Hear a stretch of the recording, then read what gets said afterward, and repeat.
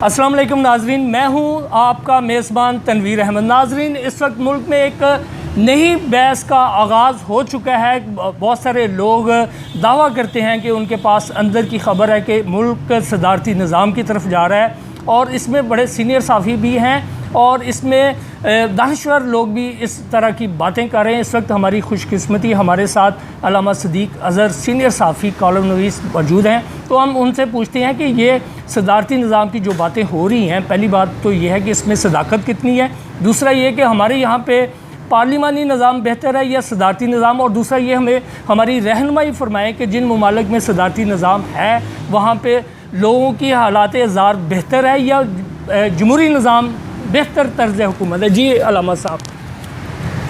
देखिए जनाब, सबसे पहली बात तो ये है कि आप जिस घर की बात करते हैं, आपको सबसे पहले ये देखना पड़ता है कि आपने इस घर का नक्शा किस तरह बनाया है, इसकी बुनियादें किस तरह रखी हैं और किन मकासद के लिए आपने ये मुल्क बनाया है। सबसे पहली बात ये है कि जिन लोगों ने ये मुल्क बनाया, मुस्लिम लीग ने और मुस्लिम लीग के कायदीन ने, उन्होंने बहुत वाज़ेह तौर पे ये कहा था कि ये मुल्क एक वफाकी पार्लिमानी निज़ाम होगा, ये किसी तौर पर भी वहदानी सदारती तर्ज़ हुकूमत इस मुल्क में नहीं होगी। उसकी वजह यह है कि पाकिस्तान जो है वो 4 मुख्तलिफ़ सूबों का, जब ये बना था उस वक्त तो 5 सूबे थे और वो 5 सूबे जो हैं बाद में वो 2 सूबे हो गए। जिन लोगों ने 2 सूबे बनाए उनका भी मकसद ये था कि आखिरकार ये सदारती निज़ाम यहाँ ले आए। उन्होंने सदारती निज़ाम का तजुर्बा किया और उस सदारती निज़ाम के तजुर्बे के बाद ये हुआ कि पाकिस्तान का सबसे बड़ा जो हमारा हिस्सा था वो हमसे अलग हो गया और पाकिस्तान में एक ऐसी फ़ौजी आमरीत आई अयूब ख़ान की शक्ल में, जिसने मशरक़ी और मग़रबी पाकिस्तान के अवाम के दरमियान इस कदर दूरी पैदा कर दी कि आखिरकार अयूब ख़ान के एक शागिर्द, बल्कि जो उन्हें बेटा कहता था अयूब ख़ान, याह्या ख़ान, उसने इस मुल्क का मामला ही साफ़ कर दिया। मुल्क जो है वो 2 लाख एक नया पाकिस्तान बन गया और एक बांग्लादेश बन गया। अब फिर एक नया पाकिस्तान बनाने की तैयारियां। अच्छा अल्लामा साहब, कथा कलामी माफ़ इसमें यह है कि हमारे अभी तक पार्लिमानी तर्ज़ हुकूमत है, लेकिन अवाम को इस पार्लिमानी तर्ज़ हुकूमत ने क्या दिया? और दुनिया में बहुत सारे ममालिक हैं जहाँ पे सदारती निज़ाम है और वो अच्छे तरीके से चल रहे हैं। अमेरिका की मिसाल हमारे सामने है। बात यह है कि आप सिर्फ अमेरिका की मिसाल देते हैं कि वहाँ सदारती निज़ाम है, आप मुझे बरतानिया की मिसाल क्यों नहीं देते? आप मुझे फ़्रांस की मिसाल क्यों नहीं देते? आप मुझे जर्मनी की मिसाल नहीं देते? आप यूरोप के उन ममालिक की मिसाल क्यों नहीं देती जो कि जहाँ पार्लिमानी निज़ाम है और जो बहुत खूबी से चल रहा है? हाँ, अलबत्ता ये ज़रूर है कि अमेरिका के सदारती निज़ाम ने अमेरिका के अंदर एक खौफनाक किस्म का जो है वो वहाँ पर एक लिसानी बुनियादों पर, आज से नहीं पिछले 400 साल से, इब्राहिम लिंकन से लेके आज तक वहाँ पर काले और गोरे का मसला हल नहीं हो सका और उस सदारती निज़ाम ने पूरी दुनिया के अंदर उस सदारती निज़ाम ने, जहाँ पर एक सदर हर चीज़ का फ़ैसला करता है, उसने वर्ल्ड वॉर सेकंड में एटम बम इस्तेमाल किए और वर्ल्ड वॉर सेकंड के बाद आज तक दुनिया के अंदर जितनी भी लड़ाई हुई हैं वो अमरीकी सदारती निज़ाम जो है वो उसका ज़िम्मेदार है, वह वहाँ का सदर ज़िम्मेदार है। आप मुझे किसी एक मुल्क का नाम नहीं बता सकते जिस मुल्क ने दूसरी जंग अज़ीम के बाद किसी दूसरे मुल्क के अंदर जंग की जो बुनियाद बना हो। अमेरिका ने कोरिया की जंग, अमेरिका ने वियतनाम की जंग, अमेरिका ने अफ़गानिस्तान की जंग, अमेरिका ने मशरिक़ वुस्ता की जंग। ये सदारती निज़ाम अगर है तो भाई हमें ये सदारती निज़ाम नहीं चाहिए। ये बात तो है एक। दूसरी बात ये है कि अच्छा, इसमें आपको थोड़ा सा माज़रत के साथ कि जिन ममालिक का आपने नाम लिया वहाँ पे जमहूरी निज़ाम है, बहुत सारे ममालिक में जमहूरी निज़ाम है और वहाँ पे खुशहाली भी बहुत है, लेकिन क्या वजह है कि हमारे यहाँ पे जमहूरी निज़ाम ने अवाम को उस तरह डिलीवर नहीं किया? और दूसरा एक और पाकिस्तान में, भाई मेरी बात सुनो, पाकिस्तान में जमहूरी निज़ाम आया कब है? पहली बुनियादी बात ये देखें, पाकिस्तान में मैं समझता हूँ 2 फेजेज़ ऐसे आए हैं जहाँ कदरे जमहूरी, कदरे, उसे भी मैं कदरे जमहूरी निज़ाम की बात करता हूँ। ایک ذوالفقار علی بھٹو اور دوسرا محمد خان جنیجو۔ محمد خان جنیجو کے 3 سالہ عہد میں میں سمجھتا ہوں کہ پاکستان کے اندر نہ صرف یہ کہ معاملات جو ہے وہ بہت بہتر انداز میں ہوئے، پاکستان میں جنیجو نے ہمت کی اور افغانستان کے حوالے سے انہوں نے ایک جنیوا معاہدہ کیا، روس کو واپس جانے پر مجبور کیا، جبکہ آپ کے جو یہاں پر صدر جو لوگ بن کے آئے انہوں نے افغانستان کے اندر پھر ایسے صورتحال پیدا کیے کہ وہاں پر دوبارہ سے آج تک ہم افغانستان کے اندر پھنسے ہوئے ہیں۔ ایک بات، دوسرا عہد تھا ذوالفقار علی بھٹو کا۔ ذوالفقار علی بھٹو نے میٹرک تک تعلیم مفت کی۔ ذوالفقار علی بھٹو نے اس ملک کے اندر وہ پہلا دور تھا جب کہ غریب آدمی جو ہے اس کے لیے روٹی کمانا آسان ہو گیا۔ پاکستان کے بہت سارے لوگ جو ہیں وہ پاکستان سے باہر گئے، پاکستان میں کثیر زر مبادلہ آنا شروع ہوا۔ اگرچہ میں بھٹو کے دور کو بھی مکمل طور پہ جمہوری دور نہیں مانتا، میں سمجھتا ہوں کہ ذوالفقار علی بھٹو نے بھی بلوچستان میں اور فرنٹیئر میں کی حکومتوں کو توڑ کر ایک آمرانہ اقدام کیا تھا، لیکن اس کے باوجود میں سمجھتا ہوں کہ وہ ایک پارلیمنٹری سسٹم جیسا بھی تھا، جس طرز میں بھی تھا، اس نے پاکستان کے دوسرے ادوار کی نسبت ایک بہتر کردار ادا کیا ہے۔ اب آپ بات کر رہے ہیں آج کی بات بہت خطرناک ہے، یہ میں آپ کو بتا دوں۔ پاکستان کے 4 صوبے ہیں، پاکستان کے چاروں صوبوں کی اپنی حکومتیں ہیں۔ پاکستان کے چاروں صوبے ایک وفاقی پارلیمانی نظام کے تحت ایک وفاق کی تشکیل کرتے ہیں۔ جن لوگوں کو پاکستان کے عوام کے اس ٹوٹے پھوٹے اقتدار سے بھی قد ہے، جو لوگ یہ سمجھتے ہیں کہ پاکستان کو مکمل طور پر ایک حبس زدہ معاشرہ بنا دیا جائے، وہ یہاں پر صدارتی نظام کی بات کر رہے ہیں، ورنہ یہاں پر صدارتی نظام نہیں رہ سکتا۔ ایک بات۔ دوسری بات یہ ہے کہ قائد اعظم محمد علی جناح سے بڑا لیڈر مجھے بتائے کون ہے؟ ایوب خان تھا۔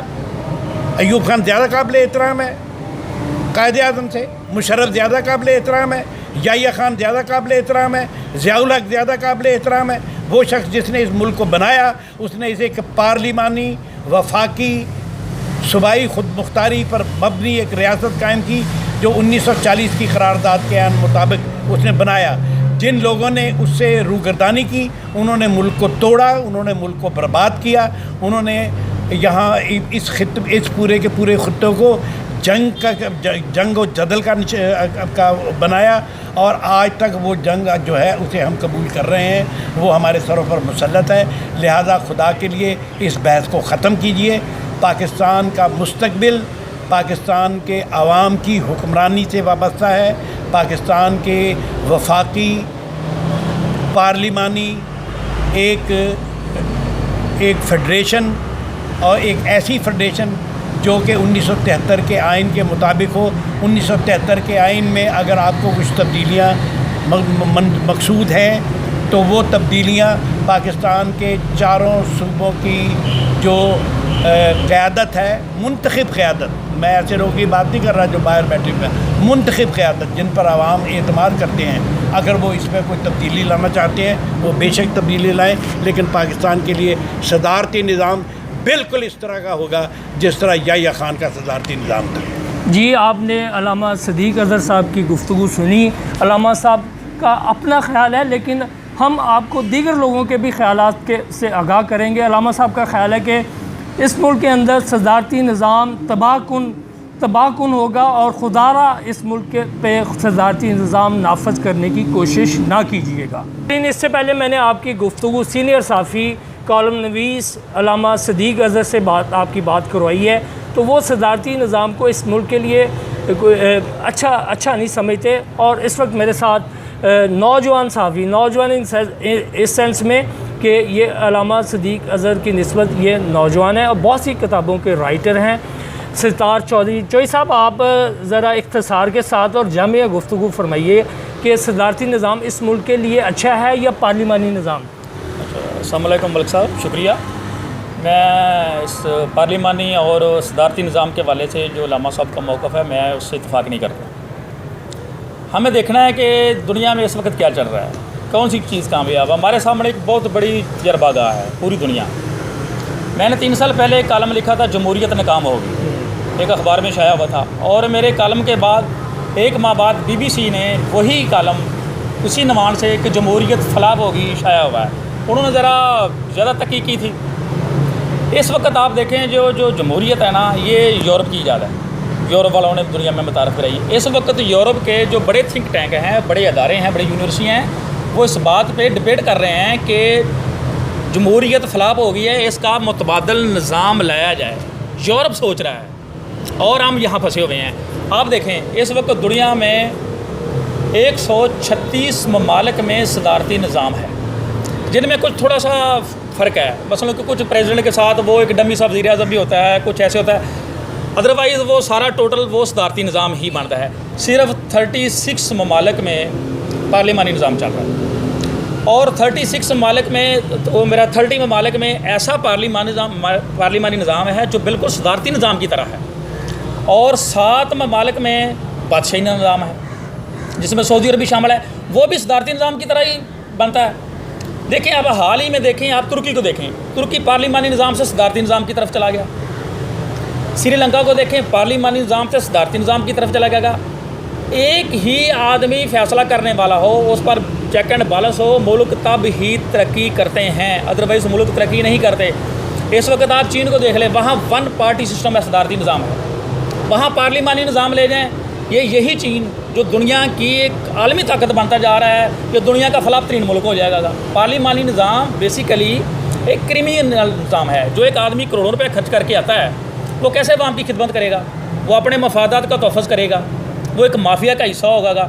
आप भारत की मिसाल ले लें, वहाँ 95 अरकान असम्बली क्रिमिनल है। दुनिया के मुख्तलिफ़ ममालिक में जो पार्लिमानी निज़ाम चल रहा है, उससे जो है वो आवाम को, लोगों को बहुत जो है वो अफादियत मिल रही है। लेकिन वक्त गुज़रने के साथ साथ जिन अक़वाम ने तरक्की की और जो अक़वाम अपने कवानीन को एक्ट अपॉन करवाने में, अमल दरामद करवाने में जो सुस्त नज़र आईं, उन्होंने फिर ये सोचा, ये समझा कि पार्लिमानी निज़ाम हुकूमत के साथ साथ सदारती निज़ाम का जो है वो तजुर्बा कर लिया जाए। अभी आपने सत्तार चौधरी साहब की गुफ्तगू सुनी और बड़े दलील के साथ उन्होंने बात की है। BBC पे उनका कॉलम भी छपा, और उनके ख़्याल में कि इस मुल्क के लिए सदारती निज़ाम बेहतरीन तर्ज़ हुकूमत है। उन्होंने बहुत से दुनिया के ममालिक, अक्सरियत में सदारती निज़ाम मौजूद है। और अब मेरे साथ एक और सीनियर सहाफ़ी, तो इसलिए नहीं मैं कह रहा, अगरचे सितार चौधरी भी सीनियर सहाफ़ी हैं, लेकिन चूँकि अल्लामा सदीक़ अज़हर साहब से आपकी बात करवाई है, तो महबूब, आपके ख़्याल में इस मुल्क के लिए सदारती निज़ाम बेहतरीन है या पार्लिमानी निज़ाम तर्ज़ हुकूमत बेहतरीन है?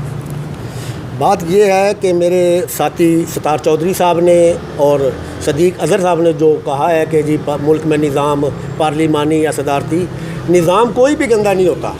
निज़ाम, हर निज़ाम अच्छा है अगर उसकी स्पिरिट और उसके रूह के मुताबिक उस पर अमल किया जाए। मगर बदकिस्मती है कि पाकिस्तान में सदारती निज़ाम भी रहा है, उस पर सही अमल नहीं हुआ। पाकिस्तान में पार्लिमानी निज़ाम, जिसे बहुत ज़्यादा अरसा हो गया चल रहा है, उसके भी उस पर मुताबिक अमल नहीं कर सके हम। और उसकी मेन वजह यह है कि हमारी पाकिस्तानी कौम जो है उसमें अभी इतनी तालीम नहीं है कि वो अच्छे और बुरे का सही तदारुक कर सके, जिसकी वजह से पार्लिमानी निज़ाम हुकूमत में ज़्यादातर ठेकेदार, अमीर, सनतकार, जागीरदार अपने दौलत के बलबूते पर इक़्तिदार में आ जाते हैं। टैलेंटेड लोग, अहल लोग वो रह जाते हैं पार्लिमानी निज़ाम में, क्योंकि पैसा इतना खर्च होता है तो वो गरीब आदमी, अहल आदमी तो तसव्वुर भी नहीं कर सकता पाकिस्तान में पार्लिमानी निज़ाम हुकूमत में असम्बली में आने का। इस लिहाज से पाकिस्तान के अंदर रहते हुए हमें ऐसा निज़ाम यहाँ लाना होगा जिसमें ज़हीन, काबिल, मेहनती लोग आगे आएँ, और वो निज़ाम हुकूमत है सदारती निज़ाम हुकूमत के ज़रिए ही पाकिस्तान में कोई अच्छे काबिल लोग आगे आ सकते हैं। और जब पाकिस्तान में काबिल लोग आगे आएंगे तो यकीनन मुल्क तरक्की करेगा।